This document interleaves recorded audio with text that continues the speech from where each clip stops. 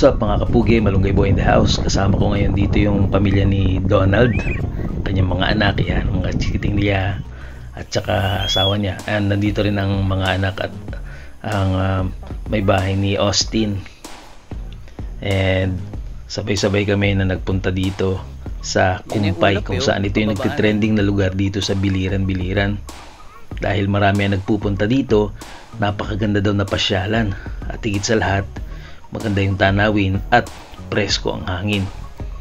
Kaya nga dito sa video na ito ay actually binalikan pa namin ito dahil yung una kami lang ni na Donald ang magkakasama-kasama yung kanyang mag-iina, and nung padalawa yung mag-iina naman ni na Akimi at ang kanyang mga baby. Unfortunately hindi nakasama si Austin ng time na ito dahil nga may pasok din siya sa trabaho. And yan, kung mapapansin niyo, napakagandang lugar, napaka-berde at malamig dito sa taas, maganda. Kaya naman samahan niyo ako sa araw na ito dahil ipapasyal ko kayo dito sa lugar kung saan marami ang nagpupunta dito sa Kumpay, Biliran. Dito yan sa Barangay Kanila. Yan ang nakakasakop dito. And syempre kasama ko rin ang aking may bahay, ang aking asawa dito sa lugar na ito nung kami ay magbakasyon. Yan, nag-i-enjoy yung mga bata. What's up mga kapugi, Malunggay Boy in the house. Nandito tayo ngayon sa Kumpay dito sa ano lugar pa kanila? Sa kanila, hindi sa amin. Dito kami sa kanila. Ito yung Kumpay. Ito yung medyo sikat sa social media, nakikita natin, pinopost ng mga taga dito sa Biliran. Kaya ito tinawag na Kumpay, from the word itself, Kumpay. Sa Tagalog kasi pag sinabing Kumpay, yung mga pagkain na binibigay or foraging para sa mga baka, sa rabbit, sa kambing, kahit sa manok na kumakain ng damo. Dahil daw ito nung araw ay inuulahan o pinapastolan lamang ng baka, kaya ito tinawag na Kumpay. Ito nyo, para tayo nasa countryside ng ibang lugar, no? Yun. And syempre dito kami nagpunta ni Mrs. Yun, nakita yan.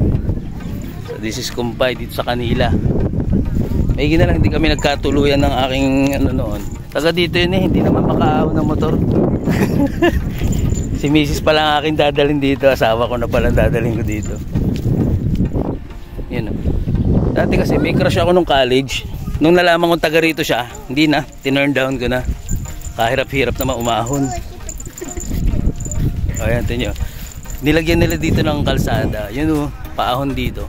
Kung naalala nyo, nagpunta tayo ng Cebu sa Tuburan 360. Pinakalsadahan ng mayor yung tuktok ng bundok at naglagay doon ng coffee shop.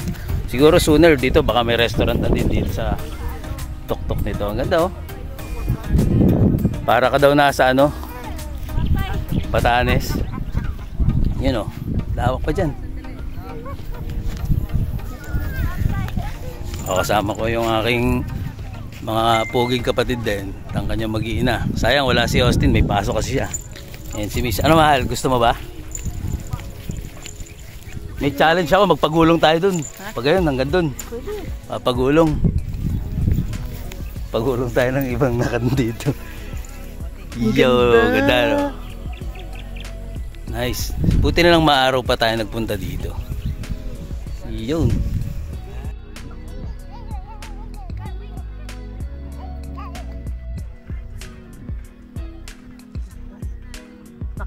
So yun mga kapugi, marami dito mga namamasyal, yun, mga pumupunta dito, namamasyal, bakit sila dito, no?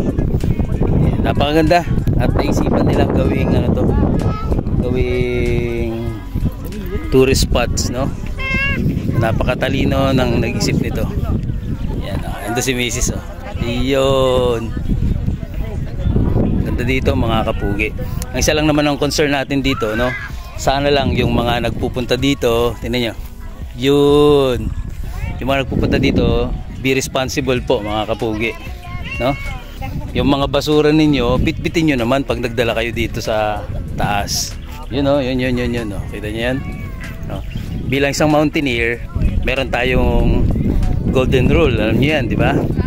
Save nothing but pictures, leave nothing but footprints. Dapat ganon, no?